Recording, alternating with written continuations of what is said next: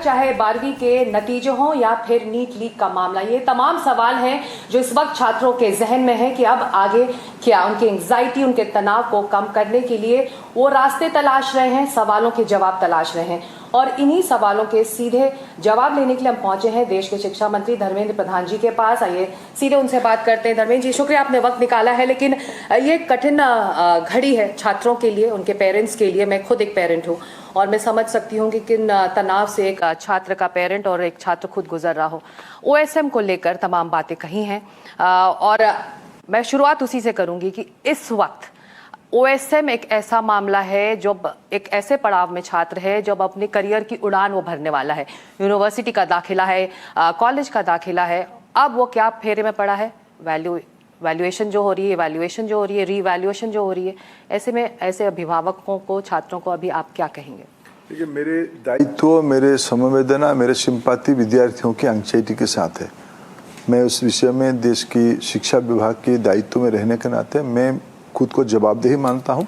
हमारे दायित्व इसकी उस तनाव में कैसे बच्चों को निवृत्त करना, कैसे उनको रिलीफ देना। आपने OSM के बारे में पूछा और उसमें OSM एक बाधक इस प्रकार के आपने एक चित्रण किया। देखिए, हर एक साल परीक्षा होती है, परीक्षा के बाद रीअसेसमेंट की मांग होती है, उसकी व्यवस्था भी है। हर एक साल रीवैल्यूएशन भी होती है।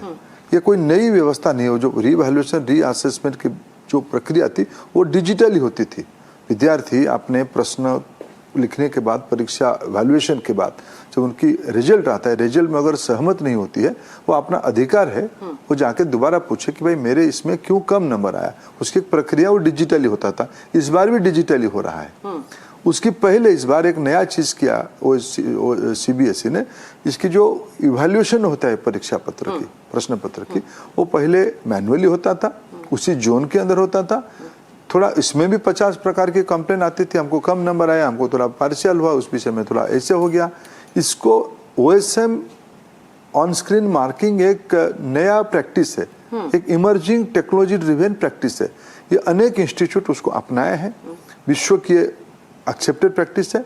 CBSE ने अपने रिफॉर्म के नाते उसको अपनाया है। अभी मैं आपको कहूँ 17 लाख विद्यार्थी परीक्षा दिए, उनमें से 13 लाख विद्यार्थी लौट के आए नहीं कि मैं मेरे नंबर पे डिससैटिस्फैक्शन में रहा है। वो आए नहीं, आए 4 लाख। हर एक साल आते हैं 2-2.5 लाख हर एक साल विद्यार्थी। पहले भी आते थे कि मेरे नंबर पे कुछ विषय है, उसको थोड़ा दोबारा देख लिया जाए, और CBSE उसको देखता था। इस बार उसकी संख्या बढ़ के हो गई 4 लाख। इसकी एक प्रमुख उसमें क्यों ये ओहो की स्थिति हुई, उन्होंने जब विद्यार्थियों ने एप्लीकेशन किया, ऑनलाइन एप्लीकेशन का पहले भी होती थी, इस बार भी एप्लीकेशन किया, वो पोर्टल जितना तंदुरुस्त होनी चाहिए था, जितना मजबूत होनी था, वो नहीं था। CBSE ने उस पोर्टल को सफलता से चला नहीं पाया, जिसके कारण उसमें एक ग्लिच हुई, उसको क्रैश हो गया। 2-3 दिन की थोड़ा गड़बड़ी हुई, जिसके कारण बच्चों में थोड़ा नाराजगी भी बढ़ी। ये विसंगति को ठीक कर लिया गया है। अभी मेरे पास जो लेटेस्ट जानकारी है, 4 लाख से ज्यादा विद्यार्थी एप्लीकेशन किए कि हमको रीअसेसमेंट करना है, रीइवैल्यूएट करना है। उसमें से उन्होंने 11 लाख क्वेश्चन सेट्स मांगा। ये सब लगभग विद्यार्थियों के पास पहुंच गया है। अभी उस पोर्टल को हम लोग उसको ठीक कर रहे हैं, उसमें IIT की टीम लगा है, नया पेमेंट गेटवे के लिए नया PSU बैंक को इन्वॉल्व किया गया है। ये सारा व्यवस्था ठीक हो जाएगा 1-2 दिनों में।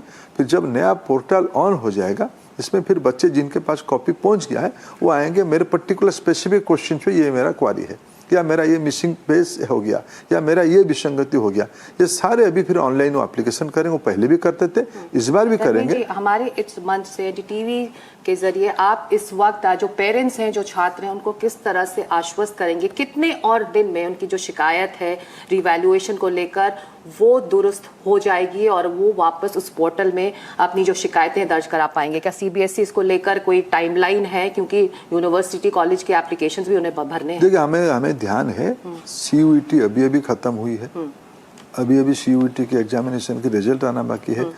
JEE एडवांस की रिजल्ट 1 तारीख को आएगा।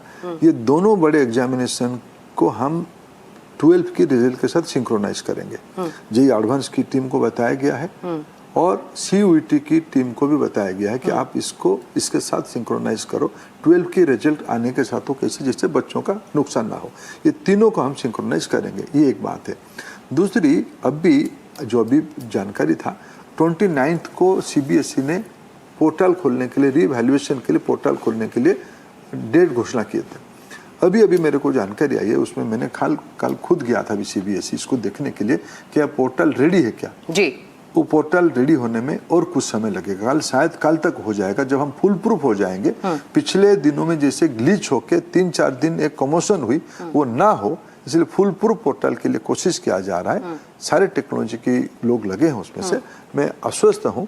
2 विषय आपने पूछा, क्या इसकी लिंक कैसे रहेगा फर्दर स्टडीज के लिए, हम उसकी चिंता कर ही रहे हैं, उसको फैक्टरिंग कर ही रहे हैं और अच्छा पोर्टल के साथ, रोबोस्ट टेक्नोलॉजी के साथ उसको हम जल्द ही लॉन्च करेंगे।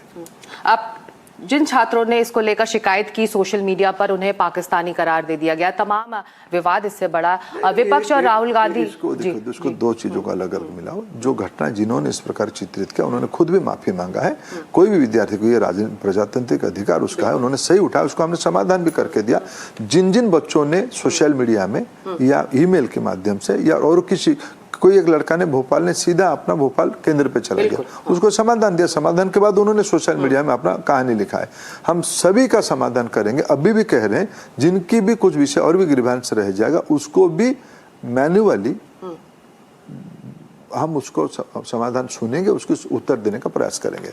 और बाकी रहा राहुल गांधी जी के प्रश्न के ऊपर, मैं इस समय में कोई राजनीतिक भाषा पे उत्तर देना नहीं चाहूंगा।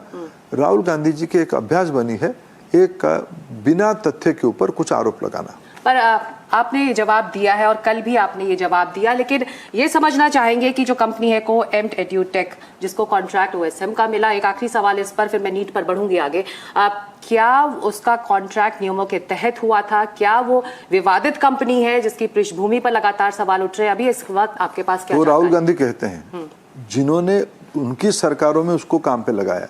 अभी भी कर्नाटक और तेलंगाना की सरकारों ने उस कंपनी को काम पे लगाया।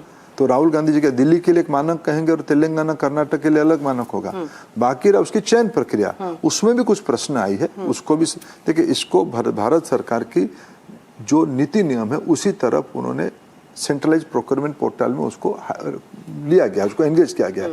उसकी कॉम्पिटेंस के ऊपर कुछ प्रश्न आ रही है, उसको भी हमने जो कमिटी बनाई है उसकी टेक्नोलॉजी और उसकी प्रोसेस को इवैल्यूएट करने के लिए उनको भी हमने काम दिया है। उसको भी ध्यान देने के लिए मैंने कल भी कहा था, आज भी कह रहा हूँ, प्रक्रिया को उल्लंघन करने को किसी के अधिकार नहीं, जो भी हो उसको जवाबदेही लेना पड़ेगा। इसकी कोई डेडलाइन है इसका? देखो ये सारे विषय में थोड़ी ना मैं न्यूज लाइन हेडलाइन चलाता हूँ। नीट के री एग्जामिनेशन को लेकर 21 तारीख तय है। कल बहुत बड़ी बैठक भी हुई आपकी और रक्षा मंत्रालय की, संचार मंत्रालय की। तमाम सवाल उठ रहे हैं कि अब कैसे फुल प्रूफ होगा 21 जून को जो रीनीट होगा। आप क्या इसमें सेना की मदद ली जा रही है, वायुसेना की मदद ली जा रही है? कितने बड़े स्तर पर इसे फुल प्रूफ बनाने की तैयारी इस वक्त आप लोग कर रहे हैं? नहीं, इसमें कोई सेना की मदद की आवश्यकता नहीं है। कल हमने जो रक्षा मंत्री जी के साथ चर्चा किया एक स्पेसिफिक काम के लिए, 21 जून हमारे पास समय कम है। इसकी ट्रांसपोर्टेशन के क्वेश्चन को परीक्षा केंद्र तक ले जाने की दायित्व पोस्टल डिपार्टमेंट करती है। पोस्टल डिपार्टमेंट उसको नॉर्मल रूट में अपना जो कोरियर मैकेनिज्म उनकी है उसी में वो करता है। इसको एक टाइम बाउंड और उसको थोड़ा उसकी सिक्योरिटी कंसर्न को ध्यान में रखते हुए हमें वायुसेना को अधिकार किया, इसीलिए हम अनुरोध किया, इसीलिए सिंधिया जी और हम दोनों रक्षा मंत्री जी को मिलकर कहे कि जो फेरी वाला काम, पोस्टल की जो ट्रांसपोर्टेशन वाला काम थोड़ा एयरफोर्स कर सकता है क्या? उन्होंने स्वीकृति दिया है, एयरफोर्स उसको करेगा। बाकी इस बार क्वेश्चन पेपर की प्रस्तुति से लेके परीक्षा केंद्र, फिर परीक्षा केंद्र से लेके फिर दिल्ली में उसकी इवैल्यूएशन तक आने की पूरा प्रक्रिया को, पिछले बार भी फुल प्रूफ व्यवस्था था, इस बार भी उसको और मजबूती किया जाए। सारे राज्यों को इन्वॉल्व किया जा रहा है, सारे डिस्ट्रिक्ट एडमिनिस्ट्रेशन को इन्वॉल्व किया जा रहा है, भारत सरकार के अनेकों विभागों को उसके साथ जोड़ के काम को तंदुरुस्त किया जा रहा है।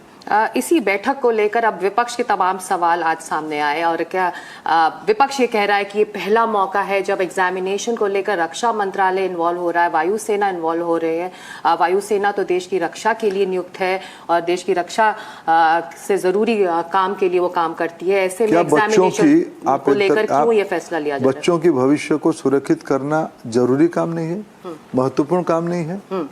देखो, विपक्ष को अपने भाषा पे रहने दीजिए, मैं उस भाषा को उत्तर नहीं दे सकता हूँ। हमारी सबसे प्राथमिकता है हम बच्चों के मन में अस्वस्थी लाए, बच्चों को निर्भीक कराए, बच्चों को अच्छे मन से परीक्षा देने की प्रस्तुत कराए। उसके लिए जो करना है हम उसको करेंगे। अब एनटीए पर तमाम सवाल उठ रहे हैं। इस बीच जो लीक का मामला है उसकी सीबीआई अब जांच कर रही है। आपने बार बार कहा है कि सीबीआई की जांच पर आपको भरोसा है। सीबीआई की अभी रिपोर्ट आनी बाकी है, गुनहगार धीरे धीरे पकड़े जा रहे हैं, लेकिन एनटीए के विस्तार को लेकर, एनटीए की क्रेडिबिलिटी को लेकर तमाम सवाल उठ रहे हैं। हम और आप 2024 में भी मिले थे, तब जब लीक का मामला हुआ था तो बहुत उसके बाद एक कमेटी बैठी, राधाकृष्ण कमेटी बैठी, तमाम सुझाव आए। क्या उसका इम्प्लीमेंटेशन हो पाया है, और अगर हुआ तो कितना हुआ? अभी राधाकृष्ण जी ने खुद कहा है कि जिन्होंने जो शॉर्ट टर्म रिकमेंडेशन किया था 70% उसकी पालन हुई है, 100% इम्प्लीमेंटेशन हुई है। एक्सीडेंट है। इस बार जो ब्रीच हुई है, जो कॉम्प्रोमाइज हुई है, ये जिनको हमने भरोसा किया था, जिन शिक्षकों को प्रश्न बनाने के लिए भरोसा किया था, वो कॉम्प्रोमाइज हो गए। जिन अनुवादकों को हमने भरोसा किया था, वो कॉम्प्रोमाइज हो गए। ये विषय को हम गंभीरता से लिया है। एनटीए सफलता के साथ देश में हर एक साल, आफ्टर ऑल जेईई कौन परीक्षा कराता है, सीयूईटी कौन परीक्षा कराता है, यूजीसी नेट कौन परीक्षा कराता है, सीएसआर नेट कौन परीक्षा कराता है। एनटीए अपने दायित्व ठीक निभा रहा है। इस परीक्षा के साथ कॉम्प्रोमाइज हुई है, उसको ध्यान दिया जा रहा है। आगे ऐसा ना हो, उसकी जवाबदेही हमारी है। तो ऐसे में जो सुझाव आए थे राधाकृष्ण कमेटी के जरिए कि जो डिजिटली इनक्रिप्टेड मैसेज के जरिए एग्जाम सेंटर्स पर क्वेश्चन पेपर पहुंच जाए और 4-5 घंटे पहले उसे प्रिंट किया जाए एग्जाम सेंटर्स पर, ताकि ट्रांजिट के दौरान ये लीकेज ना हो, जिसका लग रहा है कि इस बार वैसा ही हुआ है। जब ट्रांजिट के दौरान नहीं हुआ है, ट्रांजिट के दौरान नहीं हुआ, उसके पहले हुआ है। सीबीआई ने वही ढूंढ के निकाला है। तो ऐसे में जो तो पहले तो मेरा आपको अनुरोध रहेगा, बच्चों के मन में ऐसा कुछ नैरेशन खड़ा मत करो जो उनमें तनाव खड़ा होगा। ये मेरे को पहला एनडीटीवी और शिक्षा एक बड़ा जिम्मेवार व्यक्ति है। आप ऐसे कुछ मत करो, हमको तीखा से तीखा प्रश्न पूछो, लेकिन ऐसे भय पैदा मत कराओ कि जैसे बच्चों के मन में और घबराहट हो। सवाल इसलिए है, नहीं सवाल ये नहीं, आप भय पैदा मत कराओ। बिल्कुल कोशिश यही कि एंजाइटी पर हम पहले दायित्व, बाकी हम सब विषय के उत्तरदायी है। मैंने जब पहले कहा कि इस अव्यवस्था के उत्तरदायी हम है, उसको तंदुरुस्त करने का जवाबदेही हमारी है। हम उसी काम पे लगे हैं, उसमें हम दायित्व से भाग नहीं सकते, हमको करना ही पड़ेगा। बाकी आपने पूछा कि डिजिटली इनक्रिप्टेड मैसेज के जरिए वो इंप्लीमेंट हो रहा है। सीबीटी अगले साल से होगा, इसमें हमने दायित्व ले चुका है, घोषणा कर चुका है। सीबीटी करने के लिए जो इंफ्रास्ट्रक्चर चाहिए हमारे देश में, इसमें 22 लाख विद्यार्थी परीक्षा देंगे। 22 लाख एक दिन में करो, इसे हेल्थ डिपार्टमेंट की अपेक्षा है। उनकी अपेक्षा है कि इसको पेन एंड पेपर में करो। एनटीए कई दिनों से कह रहे हैं इसको हम सीबीटी करेंगे। इसकी हमारी जो नोडल मिनिस्ट्री हेल्थ है, हमें सीबीटी के लिए देश में जो इंफ्रास्ट्रक्चर चाहिए, वो जितने दिन चाहिए, उसकी आने वाले दिनों में उसको विकास करना पड़ेगा, उसको और कैपेसिटी बढ़ानी पड़ेगी। हम तो जेईई कर ही रहे हैं सीबीटी ना, जितने मैंने अन्य परीक्षाओं के नाम बताए सब सीबीटी में हो रहा है धीरे धीरे, और अगले साल हम इसको निश्चित रूप में। तो नीट में क्या चैलेंजेस रहे हैं अभी मैंने कहा ये हेल्थ डिपार्टमेंट की परीक्षा है, हम तो परीक्षा कराने वाले एजेंसी है, एनटीए परीक्षा कराने वाले एजेंसी, इसलिए एनटीए पहले भी कहा है कि इसको हम सीबीटी में कराएंगे। हेल्थ मिनिस्ट्री की कॉन्सेंट चाहिए, इस बार हेल्थ मिनिस्ट्री स्वीकृति देगा। तो 2027 जो अगला एग्जाम होगा नीट का, आप कह रहे हैं कि फुल प्रूफ तरीके से सीबीटी के तहत निश्चित रूप का एग्जाम होगा, और उसकी तैयारी आप लोगों ने आज से शुरू कर दी है, जो पहले ही लीक का मामला आया। एक आखिरी सवाल मैं खत्म करना चाहूंगी बातचीत। There is this conversation about native languages, which you are also aware. It has also reached Supreme Court. It's R1, R2, R3 for class 9th and 10th. ये तर्क सही था कि क्लास 6th ऑनवर्ड्स, जब 2029 और 30 में ये जो बच्चे हैं 9th और 10th में पहुंचते, बोर्ड की परीक्षा देखते, तो वो तर्क सही है। रीज़न है कि आप 3 नेटिव लैंग्वेज भारत के आप सीख लीजिए। लेकिन अचानक गर्मी की छुट्टियों से ठीक पहले एक निर्देश आता है सीबीएसई से कि आप 1 जुलाई से इसे 9th और 10th के लिए इम्प्लीमेंट करिए। तो एक तरह से अफरा तफरी मची है, स्कूल हेल्पलेस महसूस कर रहे हैं, कुछ पेरेंट्स सुप्रीम कोर्ट पहुंच गए हैं। इसके बारे में अभी एक विवाद भी जब स्कूल खुलेंगे 1 तारीख को तो शुरू हो सकता है। इस बारे में शिक्षा मंत्रालय क्या सोच रहा है? देख, तो 2020 में से एक पॉलिसी देश में लागू हुआ है, राष्ट्रीय शिक्षा नीति। उसमें से स्पष्टता से कहा गया है स्कूल की शिक्षा की व्यवस्था 6 से 10 तक 3 भाषा में पढ़ाया जाएगा, उसमें से 2 भाषा भारतीय होगा। कोई अफरा तफरी में नहीं हुई है। ये कॉन्स्टिट्यूशन पॉलिसी इम्प्लीमेंटेशन की फेज आउट व्यवस्था है। अभी 6 से 8 अभी भी सीबीएसई स्कूल्स में, भारत की सभी बोर्ड में, एक आधा बोर्ड छोड़ के भारत की सभी बोर्ड में 6 to 10 तीन भाषा में पढ़ाया जाता है। सीबीएसई ने 6 to 8 तीन भाषा में पढ़ाया जाता है। उसमें इस बार एनईपी ने कहा था 2020 के बाद उस तीन में से 2 भाषा नेटिव लैंग्वेज होनी चाहिए। और अमूमन हमारे पास जो तथ्य है, अभी भी जो ये कहने की पहले, एनईपी होने की पहले भी जो 3 भाषा 6 to 8 था, देश की 99% बच्चे 2 भारतीय भाषा में ही पढ़ते थे। अपना मातृभाषा जिस राज्य में स्कूल है उसको पढ़ते थे, इंग्लिश और हिंदी पढ़ते थे, 3 भाषा पढ़ते ही थे, उसमें 2 नेटिव भाषा हुआ। उनको इस बार सीबीएसई ने कहा कि आप जब 9 में जाओगे उस 3 भाषा को आप कंटिन्यू करोगे, उस 3 भाषा को आपने कंटिन्यू करोगे। और उसकी बोर्ड एग्जामिनेशन में ये ऑप्शन, इसकी बोर्ड एग्जामिनेशन, उसकी वैल्यूएशन नहीं होगा, इसकी एडिशनल नंबर जुड़ेगा, इसकी ये इंटरनल एग्जामिनेशन होगा, ये उसको कहा गया। इसको इतना थोड़ा बोझिला कम करके रखा गया है।